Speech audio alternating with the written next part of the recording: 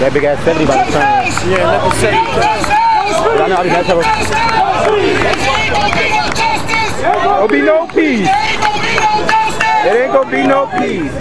Y'all not listening. Understand that we are the present and the future. Open your eyes. Feel what I am saying. Do y'all think this is right? No, y'all just playing. Abuse, torture, and so many other things. Now I have to come back home and deal with more shame. The tears from our eyes, the sweat on my back, as I wipe my face in fear I had to pass this test. What is high school redesign?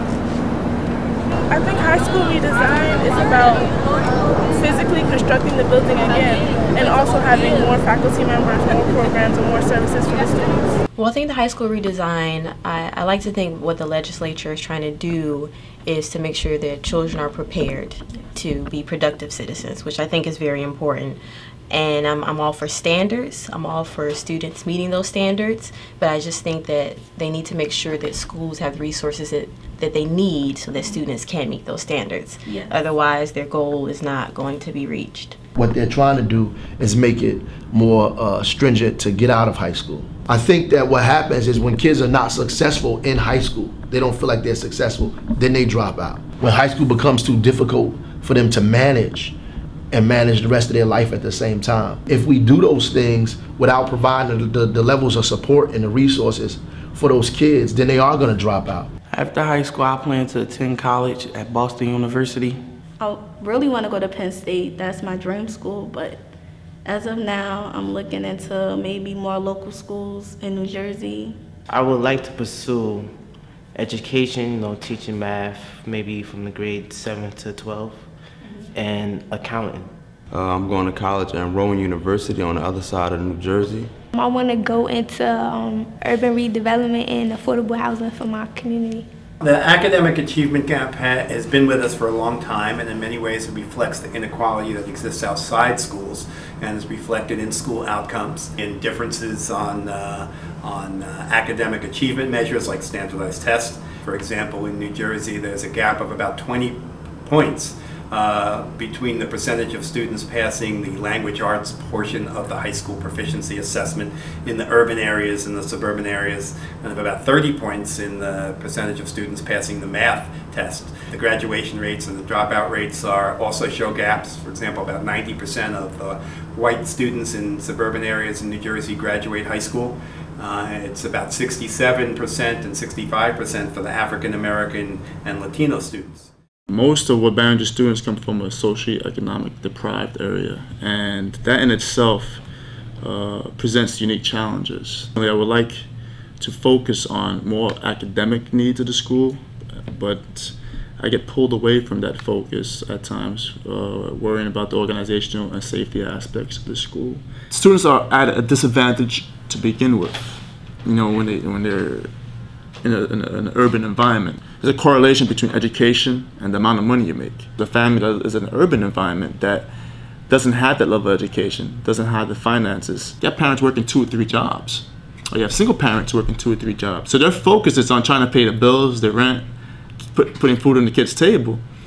Education is sort of like a byproduct, it's like a secondary. It's like, not saying that they don't value education, but they don't have the resources this family has that lives in a suburban environment.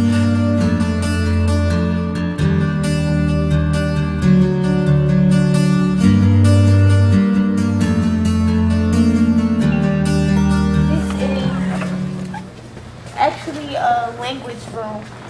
It's Spanish, actually equipped to be a science classroom, but because we don't have enough classrooms available, we end up using this as a Spanish classroom.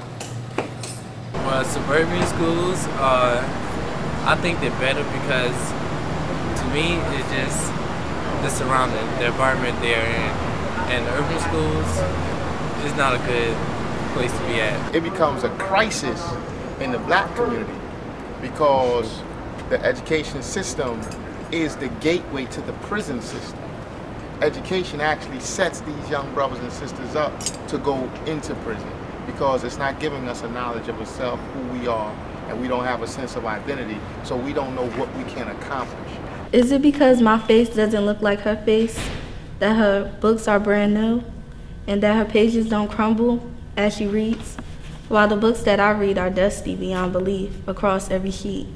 Similar to the busted up facilities I call classrooms, just as these pages fall from my crying books, my peers seem to fall just as quickly into trapdoors of miseducation and juvenile incarceration. I don't think it's the plan. I think it's the implementation that matters. And I think that it's what are you going to do to make sure that students could actually meet those plans. You have to set high standards, and you have to find a way for students to meet those standards. I just wonder if they are actually making sure that students can meet those high standards. But that's going to be the goal, right? So I don't have any problem with the standards. I don't have any problems with, setting high standards or making, HESPA region, whatever. I mean, if there are high standards, that's fine.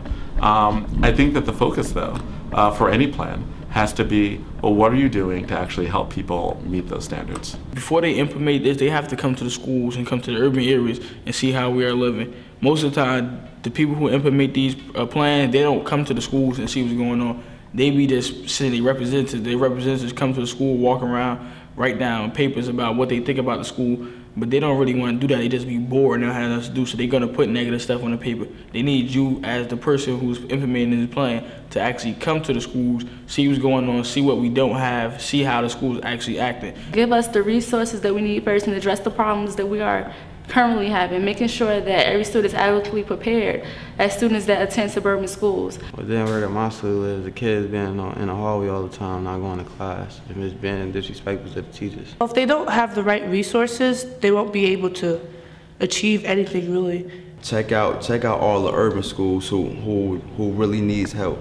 Talk to the students, interview some students and ask them their opinions and their ideas about the redesign program. Go into a suburban high school and look at what they have, and then come to an urban high school and then see what we don't have. Plan's just not ready yet. I think that they need to revise the plan and just make sure all the schools are ready for it instead of just putting it out.